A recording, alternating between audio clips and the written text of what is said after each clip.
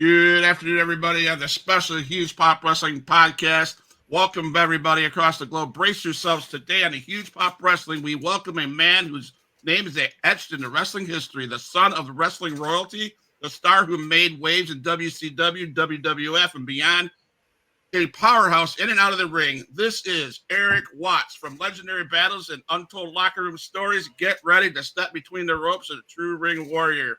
Welcome to the show, Mr. Watts. How you doing today? Thank you, brother. I'm doing good. And now you gave me some material that will set me free. I just saw your intro, and you guys put a picture of me and my girlfriend in your intro.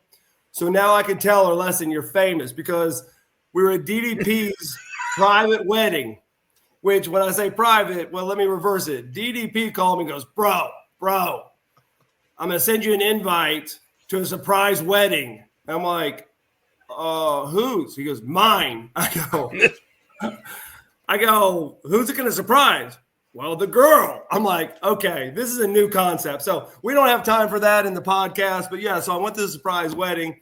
Here we are, all kinds of people there. RVD, we're sitting there talking, Mark Marrow, just a whole bunch of guys were there to watch this surprise wedding.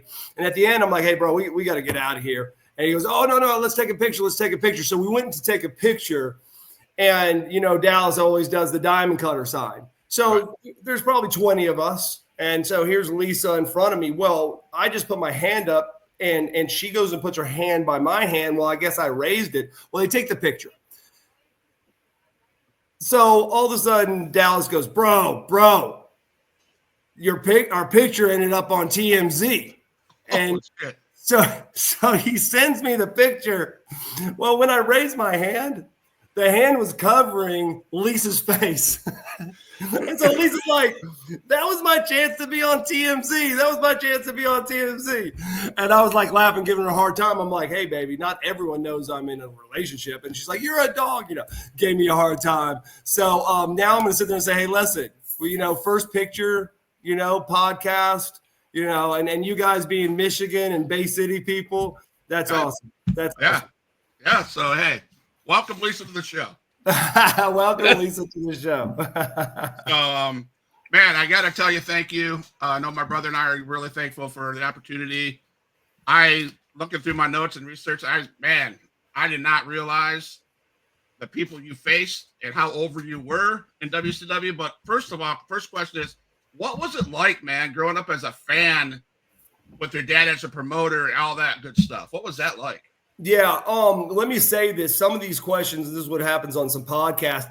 They'll ask me a question like that, and I'll try to give you the short clip. That's an hour. I could tell you so much, because it's so funny. You're the first person to say, what was it like as a fan? And realistically, I've done a lot of podcasts. You're exactly right. That's why I used to tell people I'm the entertainment. I'm a fan. Shoot, I'm a mark, right? And I said, because in our household, kayfabe was truly kayfabe. And so even though we did the lights, did the sound, put up the rings, sold merch, when it was in our town, well, during the summer, we'd go on road trips and things like that. We were treated as like an employee, like a road hand on those. But then my dad would come home with footage and film, and have my sister and my two brothers and my mom, and we'd all sit down and evaluate talent tryouts. And so that was kind of like his mixed audience, two females, different age ranges. We wouldn't know anything about the people that were trying out, and we go, oh, we like that, or we don't like it, or what do we like about it, and what do you think that character is going to be or be like?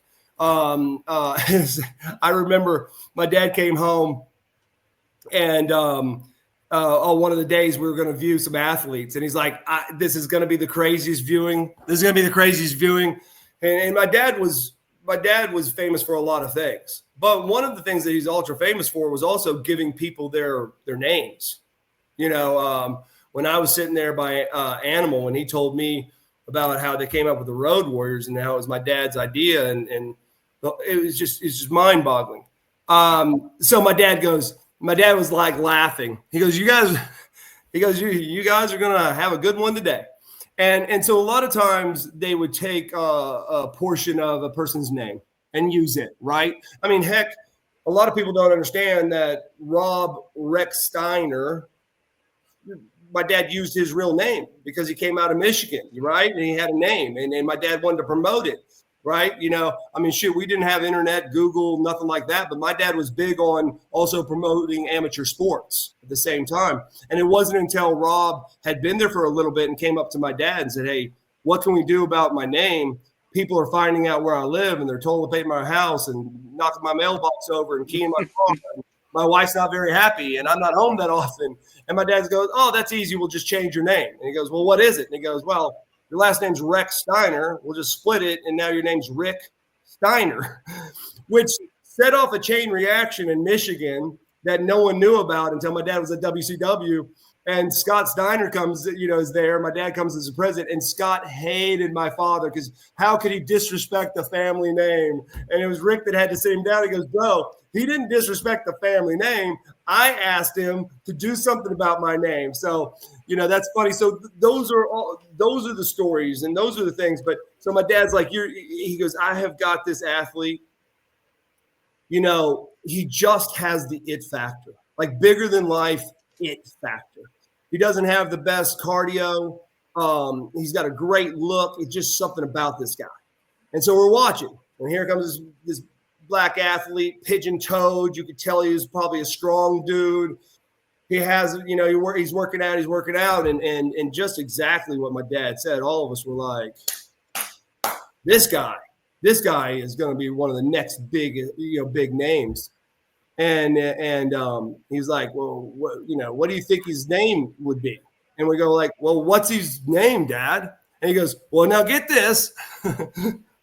What do you think his name is? And of course, we're going with all the, stereotypical or whatever. I don't know how else to say it. I mean, everyone that we knew in Bixby, their last name was Johnson or, whatever. Right.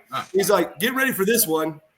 His real name is Sylvester Ritter. I'm like, huh? It's like the turntable when the needle goes across the album. Yeah, right. You're waiting for a punchline, which turned out to be Junkyard Dog. Wow. And Okay. Yeah. Wow. It's because there's some crazy, there's some names out there that, okay, I got it. Like, I don't know. A lot of people don't know when my dad discovered Hellwig, and Sting, okay, he put those guys together. Well, Sting, he used his last name when he first started wrestling. Sting's name was Flash Borden. Really? Flash Gordon. Okay. He used his last name, right? Which isn't too unfamiliar with the fact that when, Lawrence Fold came out, he actually used Lex Luthor, right?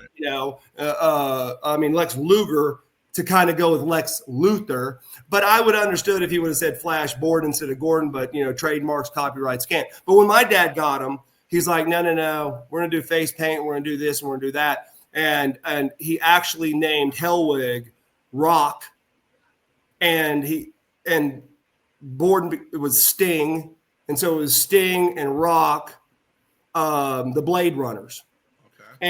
And so that's how that came. And funny story is, and God rest his soul. I mean, we're just talking, right, real stories here.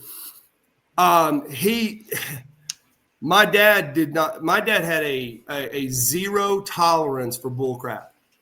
I mean, zero. I mean, you can ask people. One, it was one of the longest roads there is, right? That I was talking to Terry Taylor the other day, and he goes, I put in more time on the road in your father's territory than anything else in my career. I even asked him, I go, and I don't know if he's right or wrong.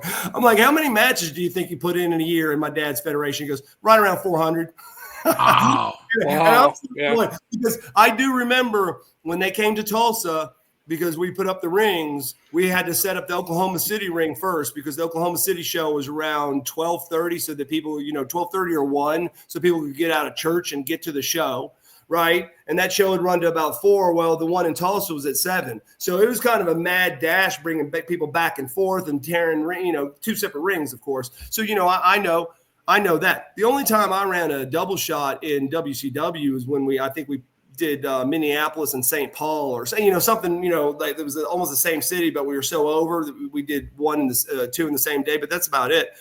So going back to your question, that's all the different stuff. Like my brother Joel, wanting to leave college and do something with the business, and a lot of times people start their kids out in the business as referees.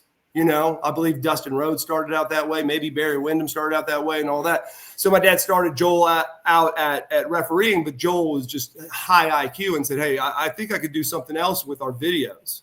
Like I want to be the head production. And so my dad sent him to a huge convention that sold TV equipment. He studied it. He purchased, I don't know, back then, like it was a lot. I mean, $250,000 worth of video equipment, which back in 84, 82, that's a lot of video equipment, right?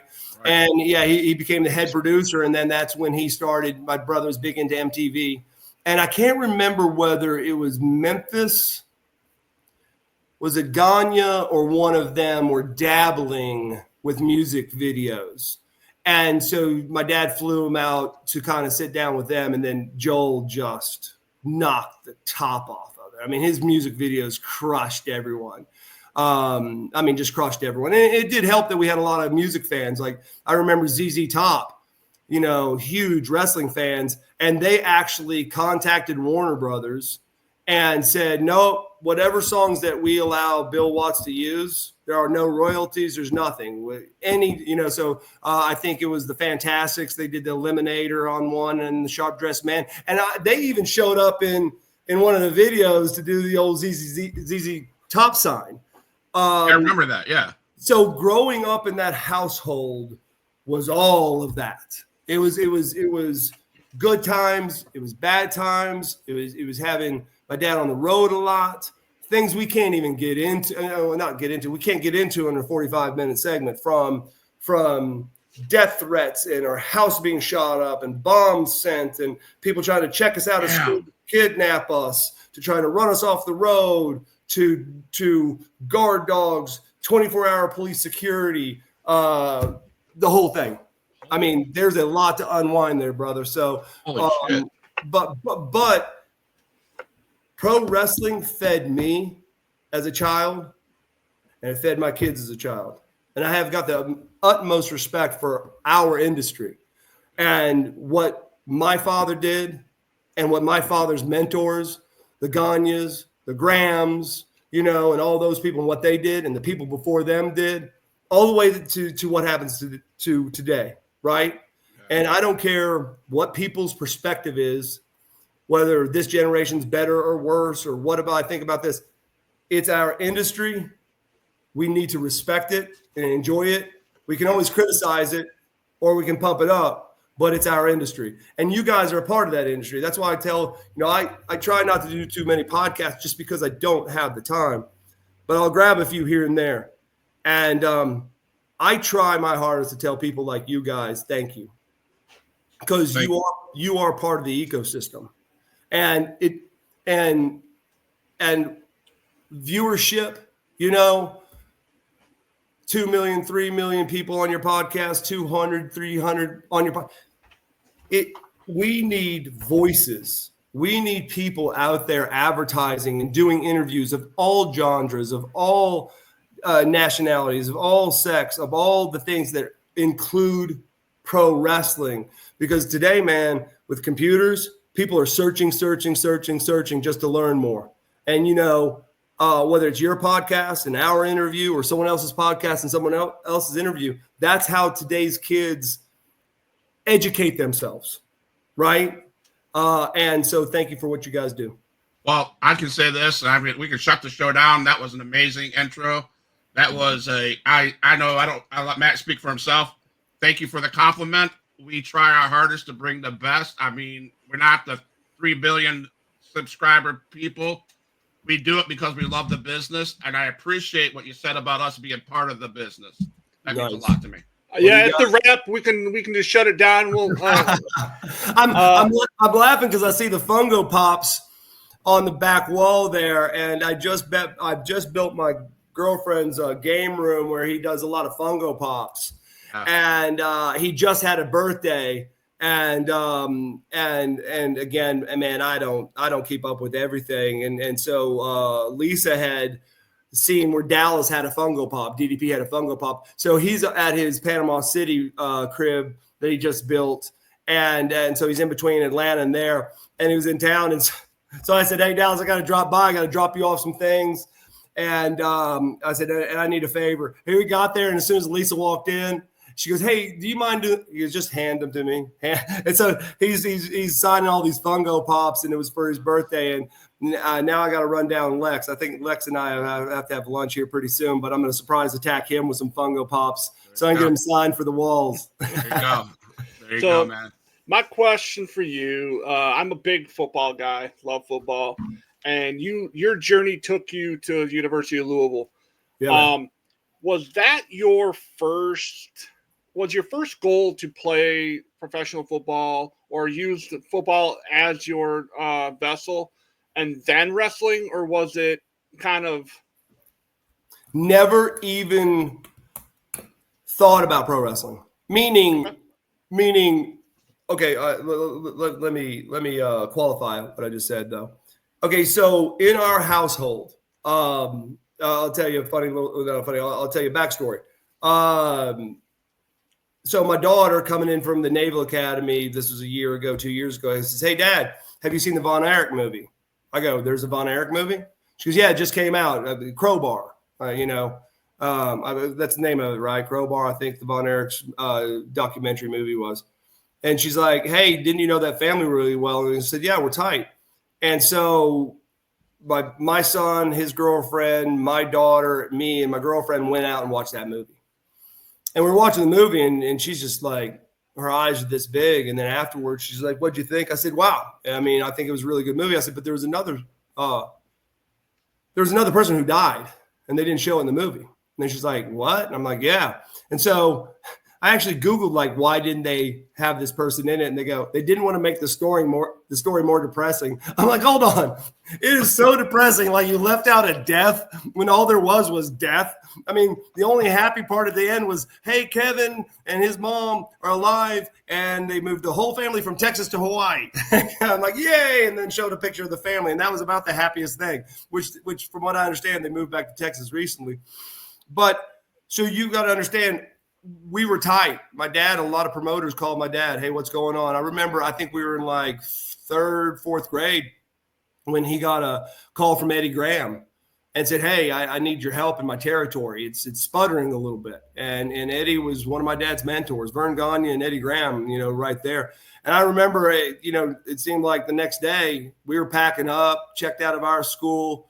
We're U-hauling it across from Oklahoma to Tampa. And my dad's federation was doing great. And so I can't remember, but we were in a Catholic school. Man, those nuns were so damn mean. Not the stereotype, but wow, were they mean. And so we're there and we're throwing in there. And I can't remember how long we stayed. I mean, the apartment complex, I remember seeing dusty roads. I remember having to go and start working out with, just working out at Hiro Matsuda's gym some and things like that. So my dad, built that territory or helped build that territory back up or give it an injection. And then we're back to Oklahoma as far as territories are concerned. And but it was a tight-knit group. So my mom had told my dad, my mom's family were from a free country called Estonia. Russia took it over. Her mom said, there's no way I'm staying in a communist country. I want the will to believe in what I want to believe in, pray in what I want to pray in, eat what I want to eat, do what I want to do. So they escaped. And in that escape, the boat that they bartered with had a hole in it. It was starting to go down around Germany. So when they got off, they put people that had no, they called them people without a country. They put them in the concentration camps, which they called deportation camps. It took 7 years before they were sponsored by a church in Oklahoma City to come over as a family. The reason I'm telling you all of this is my mom went from being going through high school to modeling. Never went to college. My dad went to the University of Oklahoma, was a beast, goes to the Houston Oilers, but he never finished his college degree. So my mom said, hey, anyone that wants to actually pro wrestle in this family must have a college degree. So, okay. So in the back of my head, first things first, we were all raised to be free thinking entrepreneurs. I wanted to go give NFL a chance. I wanted to win the Heisman Trophy. I wanted to win the national championship. I had lofty goals. Right. And so I had a mission to achieve. So when I said it wasn't even in the back of my mind to pro wrestle, it's because it was not an option for me to pro wrestle the way I saw things without a college degree in the first place. It just so happened that I was going to go low in the rounds to more than likely Tampa Bay to back up DeBerg. I was a quarterback in college. And I had basically, it was something in which I wanted to just see what it was like. Now, of course, me and my brothers got in the ring per se, right, as we made them. But we were big amateur wrestlers. So most of the time it was amateur wrestling, I never, in my whole time living with my father, I never jumped off a rope. I never hit the ropes. I mean, maybe as a little kid, maybe playing in the ring once or twice, but my dad was all business. I didn't know how to speak Carney. I didn't know how to call a match. I'd never seen a baby face in a heel locker room, a heel in a baby face locker room. Matter of fact, we didn't call them babies and heels. They were good guys, bad guys. Right. That's guys didn't ride together. Heels and babies didn't ride together. They didn't stay at the same hotel, from what I understand. I mean, I didn't get smartened up until I was like 15. And my mom's the one that said, hey, I got to tell you something, but don't ever say it to anybody. And she's the one that kind of said, hey, this is entertainment. And I was, I started having some questions, of course, but it was a very physical federation. Right. There was some crazy, and my dad was so beat up all the time. It was very easy to believe that it was real. So with that being said, I didn't know all those things. I just, wanted to see what the ring was like. And so Jody Hamilton, Masked Assassin, allowed me to come down. And through that going down to step in the ring, in between me trying to decide about pro football and all this other stuff, basically, I went down to South Atlanta. It wasn't the power plant. It was a school in which sometimes WCW would send some of their athletes to train, but it wasn't part of WCW. It was Jody Hamilton's own school. And I was down there about 22, 23 days. And I had to get back because I only had 3 classes left to finish my master's in business administration. I was wanting to knock that out. And Dusty Rhodes asked me, he goes, on the way back, Franklin, Tennessee is kind of on your way back to Louisville. I said, yes, sir. It's right outside Chattanooga. He goes, how would you like to get in front of an audience? I said, sir, I don't even know how to throw a punch. Which, by the way, when I say throw a punch, everyone sees so many punches, but punches are probably one of the most difficult things to learn how to throw without hurting someone, And so I said, I don't have anything to wear. Now I'd bought boots just out of respect for being able to go down there. I didn't want to show up in tennis shoes and things like that. So I had boots, but I said, I have nothing to wear. He goes, yeah, well, just wear your football jersey and cut off some of your football pants and wear that. And I'm like, are you serious? I said, sir, I've only been working out for 21 days, 22 days. And he's like, no, you'll love it. I go, well, he goes, I'll make it easy. Sarge, that's been kind of training you and showing you around, which that was more squats, push-ups, and beating the shit out of you every day. I mean, I was down at the school 8-9 hours a day. And then we'd go work out at night. So I got pro wrestling just almost 24/7. And so he said, he'll be the match. I said, okay. So, and that's another segment. It was hilarious, the hazing and all the shit that happened, because I guess they didn't really tell anyone. So I show up, I have the match. I barely even remember the match. The Steiner brothers were nice enough to haze me and tell me that I can't dress in the locker room. So I had to get dressed in the concession stand, which was unbelievably fun. All the old ladies popping the popcorn and shit. And and they're like, "What are you doing?" I'm like, "They won't let me in the locker room." And so I had a towel around me. People were like, "I'd like a Diet Coke, popcorn." What the hell's he doing? Then me, right? I get to the back. I know it's about the first match. I don't know my ring entrance music. I'm running around the back. Which way do the good guys come out of? Nice. And Dusty, I guess, let me go over, and I was just so jacked up. I was so excited that when I rolled out of the ring, I started going down the heels way, and someone's like, "Great match, but you're going to the bad guy locker room." I'm like, "Oh." The first match in the 21 days, 22 days, I'm working out, I'm doing everything. I probably gained like 10, 15 pounds when I was there, and I'd gotten so ready. Well, I had my jersey on, and I was so sweaty. And of course, jersey, you got pads and you got an underneath shirt. I wouldn't even think about this either. I get in the ring and then Erik Watts, be like, "Yay!" And so I go to take off my jersey, it gets caught.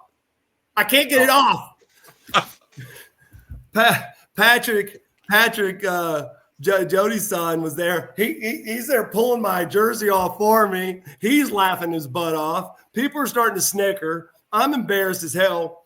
And but anyway, so we have the match. So get out, and my adrenaline's through the roof. I can't believe it, but I don't really remember much of it, right?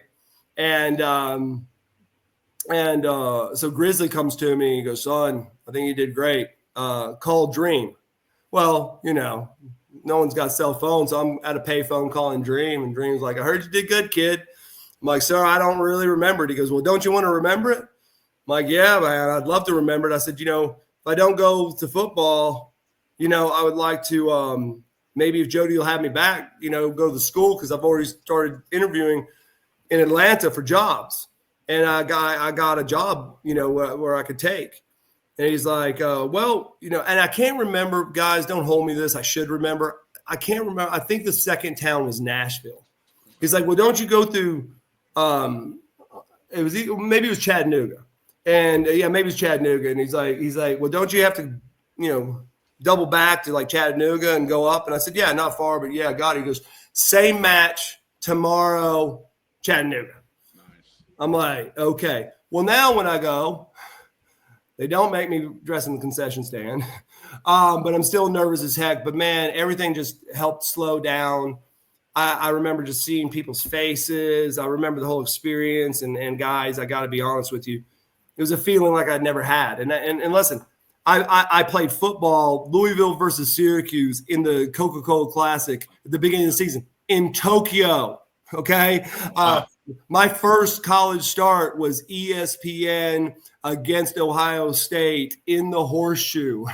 We knocked out their starting quarterback, and that was Kirk Herbstreit's first time on the field. Okay, so I mean, there's a lot of memories, bro. And so I've been on some big stages, but here I am, and it was just amazing. So afterwards, about the same thing, here comes Grizzly doing his cigarette and said, "Come here, kid. Hey, Dusty wants to talk to you." So I basically dialed the number. Okay, Dusty Dream's like, "Man, what'd you think?" I said, "Sir, I got to explain something." And I said exactly what I said to you guys. I said, "I played in Tokyo. I've done this. I've done that." I said, "I've been on some huge stages." I said, "But I've never felt anything like that." Now, listen, this isn't Monday Nitro. This isn't Monday Raw, Night Raw. This isn't Thunder. This isn't SmackDown. This isn't a pay-per-view. This isn't Madison Square frickin' Gardens. I think I was in Chattanooga, and I was still like and he goes, "You're effed." And I go, "Excuse me, sir?" He goes, "You're effed." I go, "What?" He goes, "I was worried you were going to explain it just like that." I go, "What do you mean, sir?" He goes, "That's how it was for me too.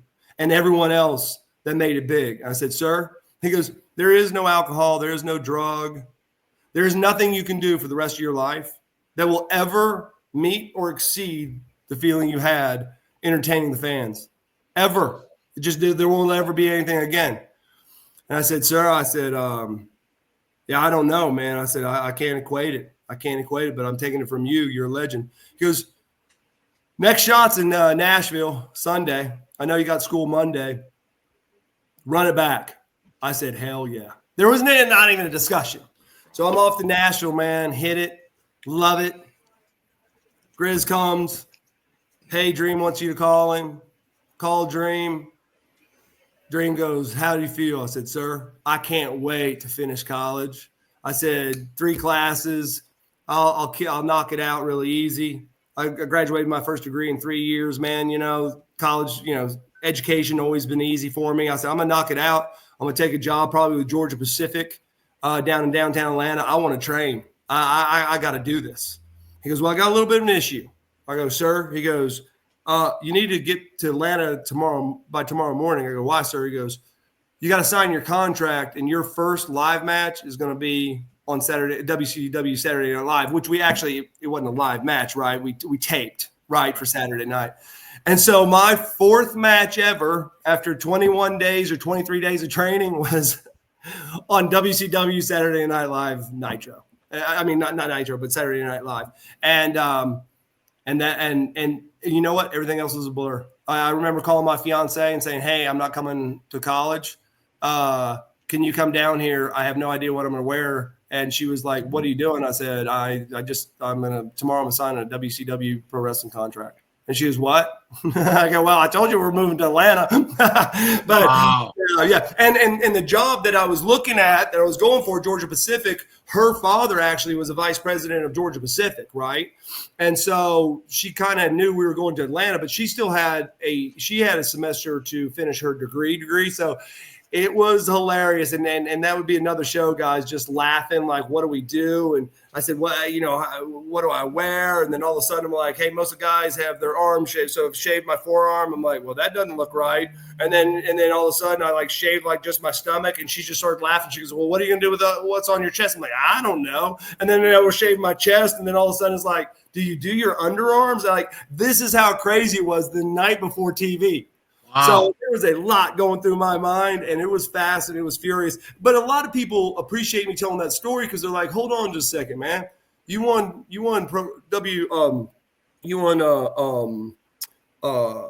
Pro Wrestling Illustrated Rookie of the Year your first year." And I'm like, "Yeah." And they're like, "You mean to tell me you did not come to WCW with not years and years and years of experience and calling in the ring and wrestling and all that?" I go, "No, all those other families." The Rhodes, the Harts, the Wyndhams, you know, so many of those people. Heck, Robert Gibson and these guys, you know, these kids, they're learning young. You know, they're actually, some of them are going on the road with their father in wrestling, you know. And no, didn't have any of that, man. But I was proud of what I could accomplish in the time I was in it. Wow. That was an awesome story in itself.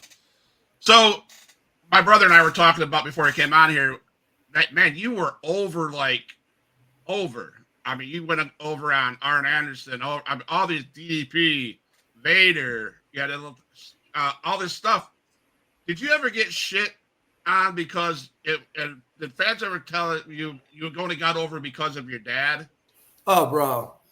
Let me put it to you this way. Sting came up to me and goes, in all my years, and I'm speaking for everyone here, I have never seen someone take so much shit ever. And when you got a guy like that has so many years on the road, that has his own things that he went through, right? You know, on the road, right? Right. That qualified for me exactly how bad it was, because it was constant locker room.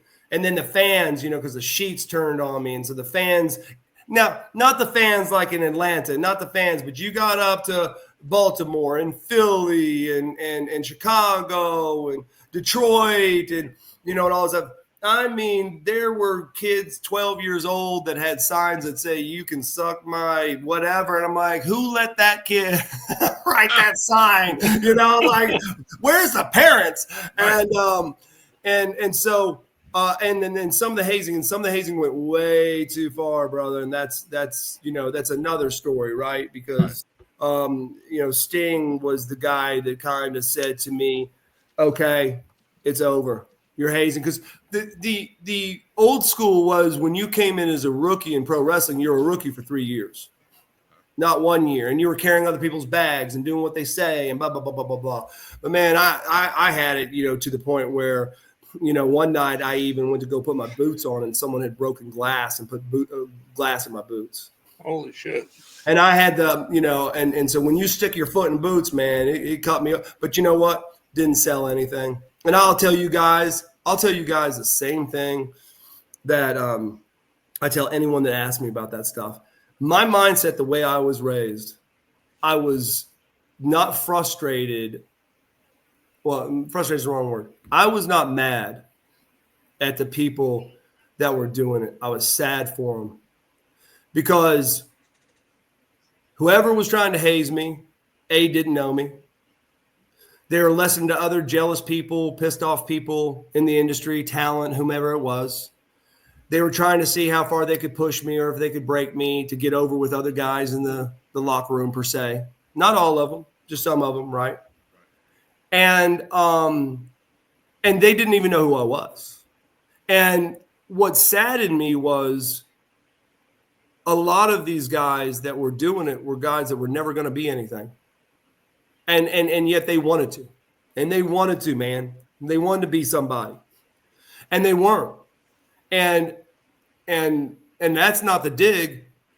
What I will tell you guys is my eyes, just like when I told you guys, I wanted to win a national championship. Didn't.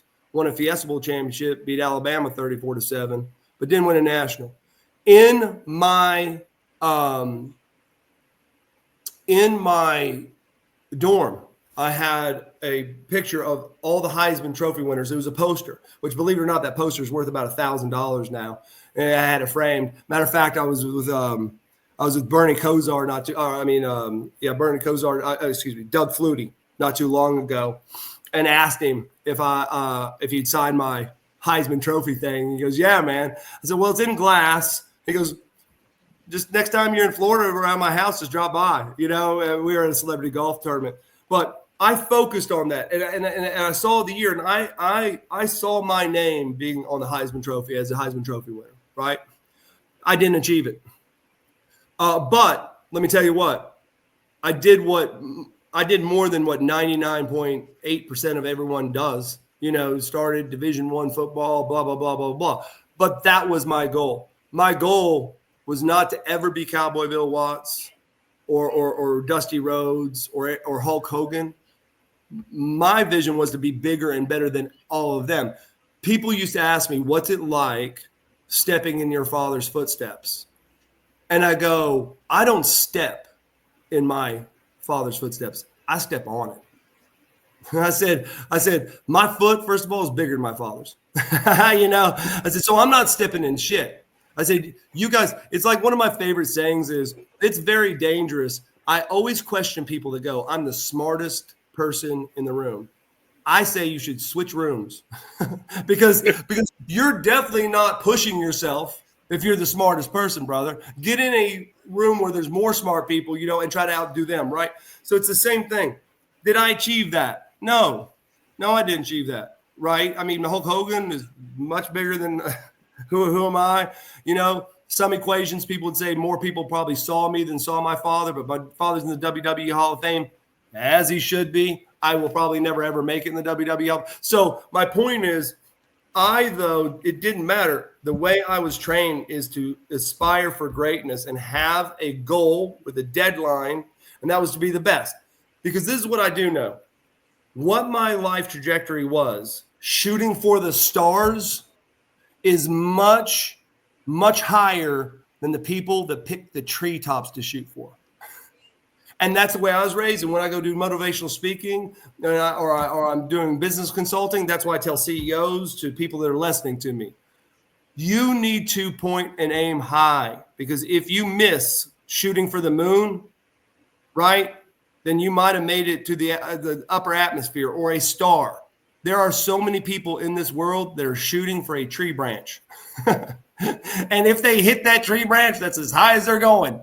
And if they don't hit the tree branch, They're at the bottom of the freaking tree. I didn't ever see the trees. I never shot for them. So so to put in perspective on this is that yes, there was a lot of people and it caused fights. I mean, that's how the Rick Rude thing happened, and that's how so many things happen. But I got to be honest with you, it was not comfortable going through, but I reversed it in my mind thinking, man, damn, how can you be upset at people that don't even know you for judging you? Number one. And number two, God bless them. Man, they're not even on the same trajectory. Now there was guys that were hazing me that were very famous people per se. So I'm not saying that those people weren't successful, but I'm saying, why would you even take the time? Right. So that's all that is, man. It's I did what I did and I loved what I did, and it's in my DNA. And people that ever wanted to ridicule me for having pro wrestling in my DNA that pro wrestle, think about that. Think about that. You're going to try to take your time to take down someone that's family's bloodline is pro wrestling. What are you saying about yourself? Matt, you have one more question? I know we're running out of time. Matt has a question that I've reached out to some people that know you, and I just want to share what they said. So Matt, go ahead. My last question, because I'm always fascinated with this with our guests. Hey guys, if we go a little over, I'm into the interview. We can go a little over because I'm digging it, because you guys got great questions. So if we do, we do. And thank you for your respect of keeping the time. But we can push it a little longer. Just ask what you guys need and we'll knock it out. All right. I love asking this question. You said you've been to Tokyo. You played on the biggest stage. You played at some of the biggest college football stadiums. What was your favorite venue that you actually got a chance to wrestle at? And what was the match? Well, okay. It wasn't the match that made it amazing to me. Okay, first of all, as a kid, one of my favorite basketball teams were the Boston Celtics. And we actually, WWE actually wrestled in the Boston Garden the night they took up the original parquet floor of the Celtics. Wow. And I asked one of the maintenance guys, and they let me cut a piece of that parquet floor and keep it. And so probably one of the most unforgettable wrestling events was Boston Garden, but it was more about the parquet floor. And then it was sold out, and it was for WWE. And that's a funny story too. Vince, they were kind of taking so long to get the characters ready, the costumes and everything for Techno Team 2000. Vince couldn't take it anymore. And Vince is like, I got to see these guys again. They're trying. I got to see them again. So Vince's people called and said, hey, would you guys come up in, your football gear or whatever and wrestle at Madison Square Garden, Boston Garden, which, by the way, the Madison Square Garden, I'm standing at the curtain in the back because we were the first match, and I'm right beside Vince when Hunter, Sean, Razor, when they were, when the guys were leaving to go to WCW and they hugged at the end and Hunter hugged them and all that. Vince, Kevin Nash, he flipped. So that was my first experience. That was great, sold out. But then we wrestled Boston Garden. So we wrestled those two matches and then flew home. And then about 2 weeks later, then they finally got our outfits, and that's when we started doing TV. Sumo Palace. I took the place of Terry Gordy. He OD'd on the plane on the way over, and they got him back home and called me to ask me if I would come and take Terry's place, which ended up with me wrestling a semi-main event in the Sumo Palace, which, I was there for 23 days, and we wrestled 21 of 23, and Dr. Death even said that was probably the most brutal tour he ever did. Johnny Ace was there all the time, said that was probably the most brutal tour ever. But it was also the Baba Memorial Tour.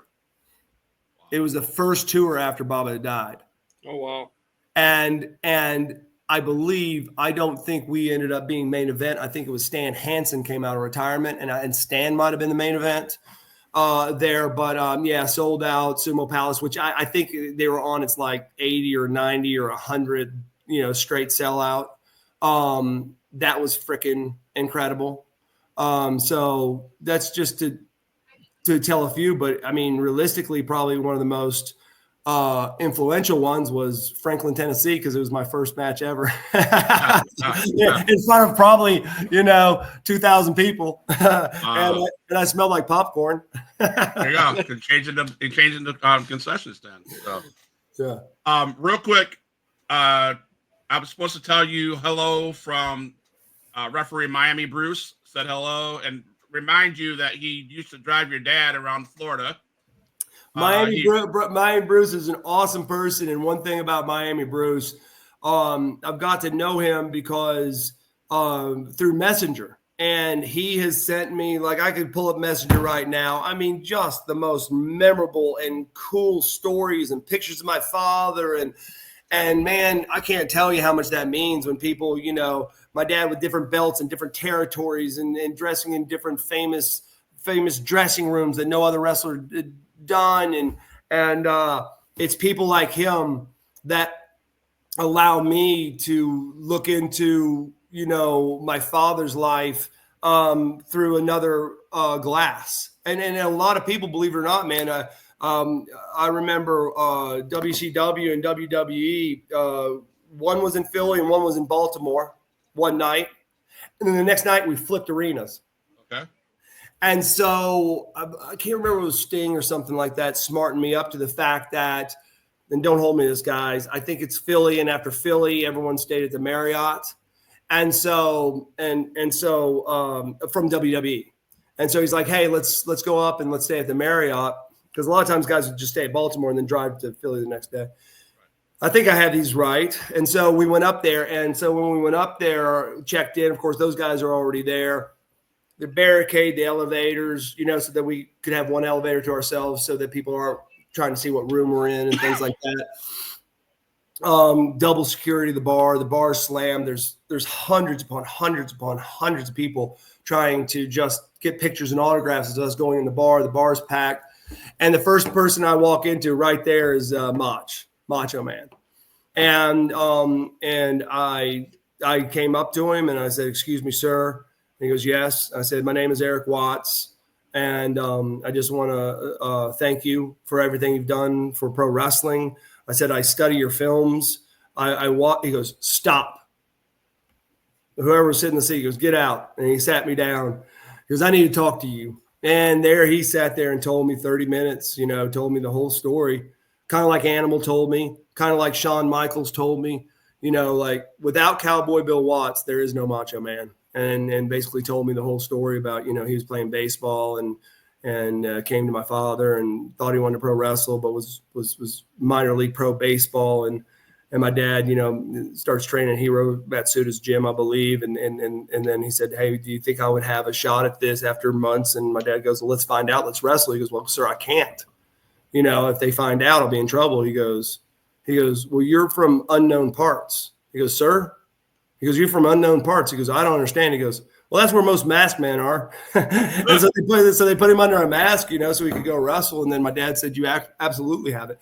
And that's from a person that was known for having huge talent, but then having small talent. And a lot of the federations wouldn't hire the smaller guys, and Mach at the time wasn't one of your bigger guys. Shawn Michaels was not one of your bigger guys. One of my favorite stories is I was at WWE and Shawn, pulls me aside and he's like, hey, you got all that footage, that Mid-South and Universal Wrestling and some of the Texas Federation footage. And I said, yes, sir. I said, my brother manages a library. And at the time before we sold it to WWE, we were selling it and all that. And he's like, the one thing I want to teach my kids is that what they see on TV is not how it started. I might be famous as can be and winning all the time and championship belts, but that's not how I started. And I want my kids to understand where I started. And I said, okay, sir. What would you like? He goes, could you throw a DVD of maybe 5-6 matches together and send it to my house? And I want to show it to my kids. I'm like, sure. So I get on the cell phone, walk away, and I'm like, hey, Micah, my brother, I said, hey, I just ran into Shawn. and told him the story. And I'm like, he won 5 or 6 matches. He's like, well, that should only take about 13 minutes. So I go, what? He goes, well, I mean, he didn't have the longest matches on TV when he first showed up. I'm like, well, that's what he said. So I can't remember how many, matches. Micah threw on some matches, and I gave him the dress, and he sends it. I don't know whether it's 2 weeks later, 3 weeks later, a month later. Sean pulls me aside because he said, Erik, your father is the reason I'm in pro wrestling. He believed in me. He gave me a shot because I was an athlete. Due to my size, I wouldn't have made it. He's your father. And I said, wow, that's incredible, man. And so he goes, but I got to tell you something. I go, what? And he goes, do I not have any better, longer matches? I go, bro, I just told my brother to do what you said. I don't know what he picked and didn't pick. He goes, well, I looked at it and I was so damn depressed on what I saw. I've decided I'm not going to show my kids any of that. He goes, because all I did was take an ass whooping. I said, but here's the deal. My dad must have seen something in your ass whoopings because he loved you and he mentored you, right? I said, so you must have taken a really good ass whooping. And he just started laughing and looking at me. He goes, that was brutal. And after that, I just laughed so hard, right? Because here's Shawn Michaels. And it was kind of crazy because last September, well, I don't know whether it was last year or the year before. I lose track of the years. I'm getting ready to drive out to Charlotte Saturday morning to pick my daughter up. She's flying in from California. She's second lieutenant in the Marines. She graduated the Naval Academy. And so one of the top brass after she left the Naval Academy, which she's a 4-year starter in basketball. She's good, man. She's really good. Had called her and said, hey, Marine, you're playing for the military in basketball. She goes, are you asking me or telling me? She goes, did I sound like I was asking you? She's like, okay, where do you want me to be? And he goes, there's a place called Cumming, Georgia. There's a tournament. And she goes, yeah. He goes, I need you to fly out there and play. Well, Cumming, Georgia is where my girlfriend lives. Okay. And at this time, she's at Camp Lejeune. She's at Quantico in Marine training, finishing Marine training. So she got with that group, came in town, stayed with us, played a weekend, blah, blah, blah. Played a few more tournaments, and the season was over. So then she gets put on Camp Pendleton. And so she's moving from California. Well, she gets a call. He's like, hey, how'd that deal go with Shaq? She goes, sir. And she goes, I saw you posted where you and Shaq swapped jerseys because my daughter, when she was young, when she first started in 4th or 5th grade, I was watching the Lakers a little bit. And so she picked 34. From Orlando, the Shaq's thing, but he was at the Lakers. So I started calling her Shaq Sydney. And, you're a little kid. I'm like, Shaq Sydney. So she thought it was cool until about the 8th grade. She goes, it's not cool anymore. Don't call me Shaq Sydney. We got to find something else. That's not really cool anymore, And I guess about 8th grade, she's starting to like boys. And I guess the boys didn't like the name Shaq Sydney. And so her middle name's Leanne. So I started calling her L.A., and so her nickname's L.A. Well, I would post a lot and stuff like that and say hashtag Shaq Sydney, hashtag LA Watts. And so Shaq's people got with me and they brought us down to the NBA tip-off, and we did an autograph signing at a commercial break between Shaq and her, and they swapped jerseys, right? And so this guy goes, you're one weekend off, you're with Shaq, and he was like, yeah. She goes, well, now that we're on basketball, CBS network, CBS, whatever it's called, not CBS Sports, but CBS network, which, online or wherever you get all the stuff. Sports Network, CBS Sports Network is holding the military championship, men and women. And so you need to be in Philly this weekend. She goes, excuse me, sir, what are you asking me? She goes, well, you're going to play in the championship tournament. She goes, sir. And she goes, well, we don't have a Marine branch for women. There's so few women. But you're going to play with Fort Bragg, which are our Army girls, and you're going to go give them hell. And she goes, yes, sir, I'll give them hell. And he goes, when? He goes, this weekend. And so he goes, but hey, tomorrow night, you got an interview with CBS. Wow. So she does the interview with CBS. She flies out to Philly. They win all their games. The last game she averaged, our last game she had 29 points, was given the MVP trophy. And so this weekend in Charlotte, that was, I don't know, a month ago. This weekend in Charlotte, she's got to show up for the All-Star game, and then they get the rings and stuff like that. So I'm going in there. But what's crazy is when she was at the Naval Academy, WWE had sent 4 athletes, Sheamus, Kofi Kingston, and 2 of the girls, to do like a media thing with the Naval Academy of this relationship between WWE and the Naval Academy. While they were there, one of them said, Watts. And so what do you do? And they're like, I'm basketball. Are you a good athlete? Well, started for 4 years. I'm 6'1", blah, blah, blah. They're going, I know I'm going to ask a crazy question. Athlete, your father wouldn't be Erik Watts, would you? Your grandfather's not Cowboy Bill Watts. And she goes, yes, sir, because when you're in the military academies, it just says your last name and the year you graduate, right? So it said, Watts 24. And they're like, oh, my God. They went back and told – I got the pictures on my phone. They went back and told WWE, how do we not know about Erik Watts' son or daughter? And so they started talking to the Naval Academy, and they were like, no, we're not going to let her go. She might go to the WNBA or whatever, but no, we're not going to let her go.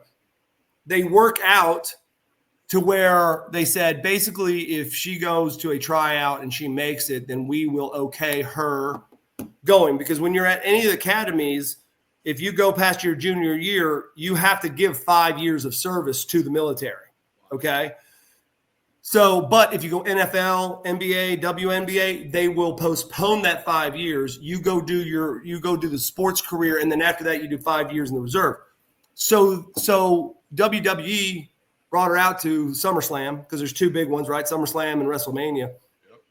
And she was actually chosen as one of the few, and there was like 80-something athletes. I think they chose 5 people to give contracts to. They gave her a contract. Wow. And so she was supposed to start she in Orlando last June, I believe. And then right before all this happened, the Naval Academy came in, basically called her in and said, we got to renege. There's so much stuff going on in Ukraine. We hear there's stuff going to go off in the Middle East. We're worried about some things, and you're cyber specialist. We got to keep you home. And so that killed the WWE deal. And so, but now she's a Marine, and there's talk swarming again about her at WWE. So it might be a 3rd generation deal, right? And nice. Yeah. So you guys might look out for her. Okay. If you guys can always hit me up if she decides to go that route or not that route. There may be a 3rd generation Watts. Awesome, man. Happening. Looking forward to that. Yeah. Matt, you have anything else, Matt? I have a whole book that we could, but I don't want to keep you forever. I actually just want to say thank you, not only for taking the time today, but taking your whole life and being part of what we love to do, not only just wrestling, but as a football player. I know the training and all that kind of stuff. I played not at your level, but I played all the way through. And I know the kind of work ethic that you guys have, and I appreciate everything that you guys do. And I don't think that you guys get thanked enough and praised enough for what you guys put your bodies and mind through. And I just want to take the time to say thank you. I really, on the behalf of all the athletes you're talking about, because it's not just me, it's all those athletes, brother.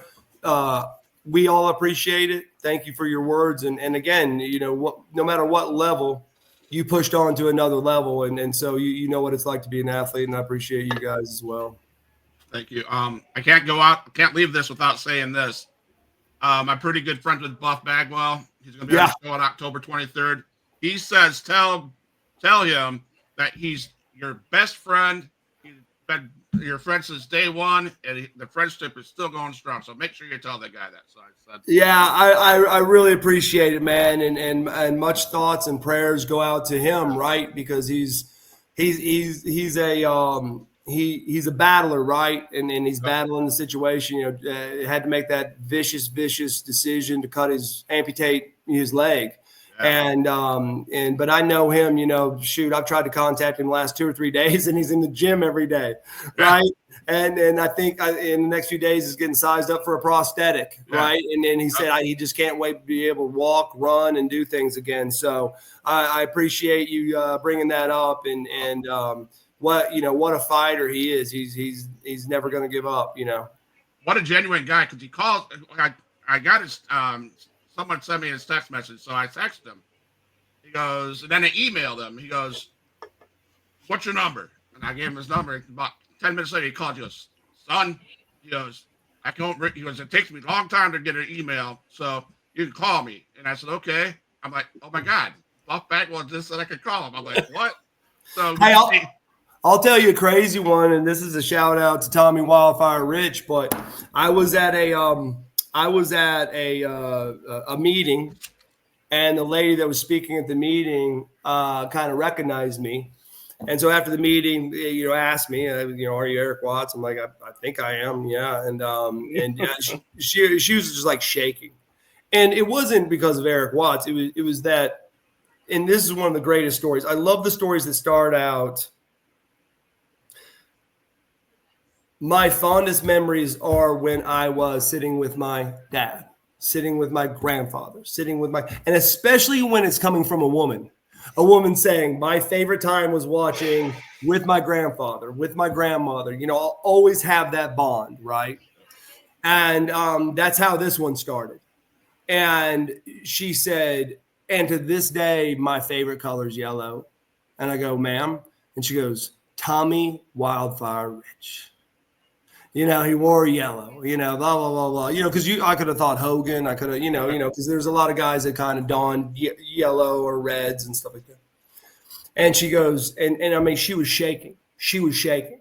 And I said, well, listen, I haven't talked to Tommy in a long time. I said, why don't you give me your address and let me, when I get back, I'll send you an autographed picture. And I said, is there something special you want me to say? And she goes, well, I got this nickname because my grandmother. So I put on there, I wish your grandmother was here, blah, blah, blah, and what a great story. You blessed me with your story. And I sent her the picture. Well, I'd lost a whole bunch of really good contacts when I changed phones.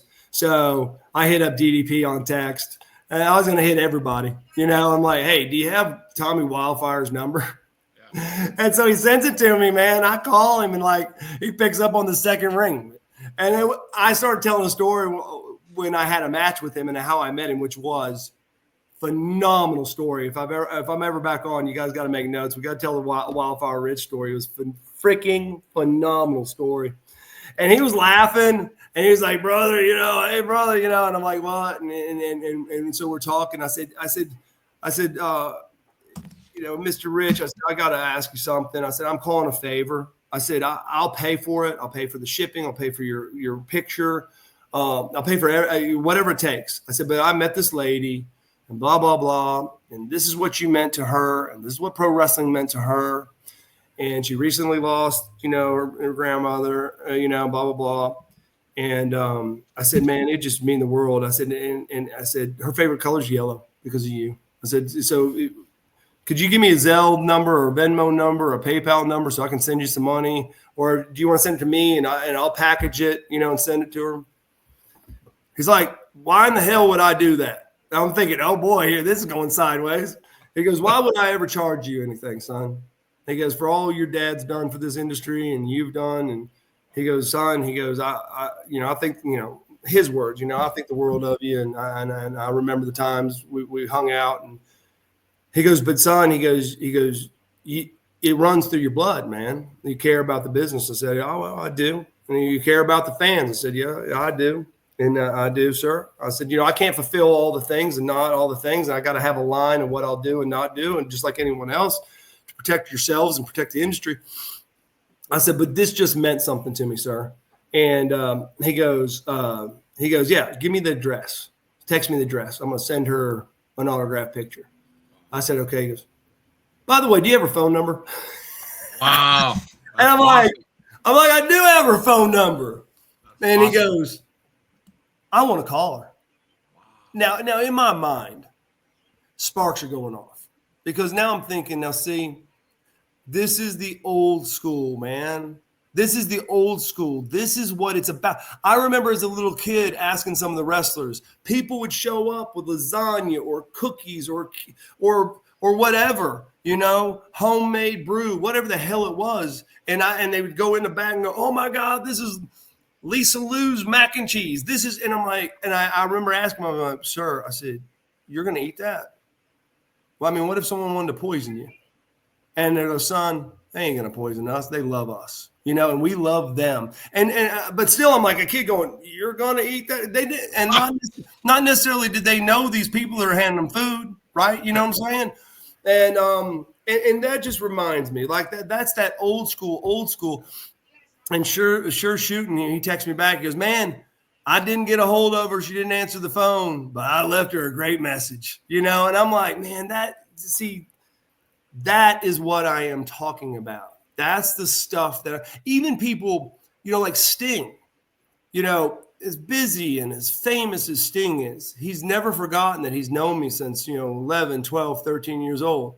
I don't know. I think I talked to him about a year ago. Before that, I probably talked to him 4 years before that. You know what I'm saying? But if I called his number out of the respect for the business, my father, our relationship, he's picking up the phone. It's not like I'm so important that I'm not going to answer the phone or I don't have time for this. And that to me, and which yeah, I hope that it's our relationship, but what binds us is the common denominator, pro wrestling. Yeah. And a lot of it is, Bill Watts too, because it used to crack me up when people would get in that dressing room and they're just like, that mother, blah, blah, they're shaking. They're so mad at him. Right. And then all of a sudden they would, kind of see me. I don't mean any disrespect. I go, hey, you're not talking about Bill Watts, my father. Right. You're talking about Bill Watts, the president of WCW. Right. And I have bosses too. I had Howard Schnellenberger, one of the hardest football coaches ever.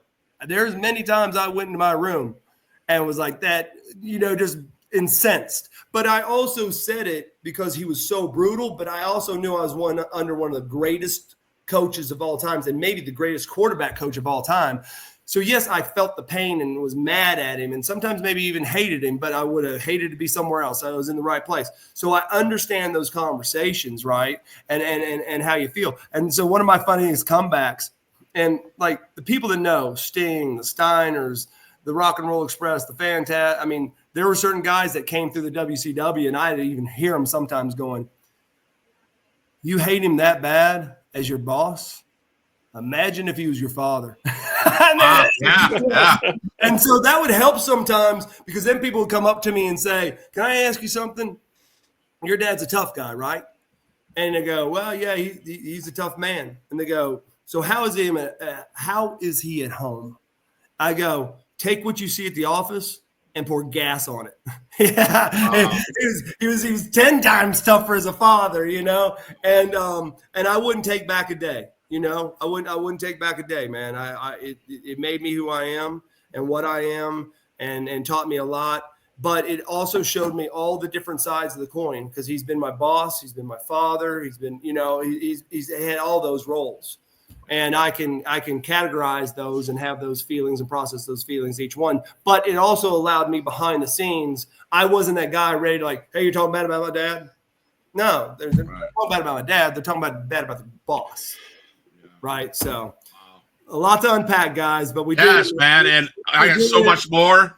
We did it in an hour and 8 minutes. We will reach out to you. I'll definitely reach out to you again and get you back on near the end of the year, if that's okay with you. Yeah.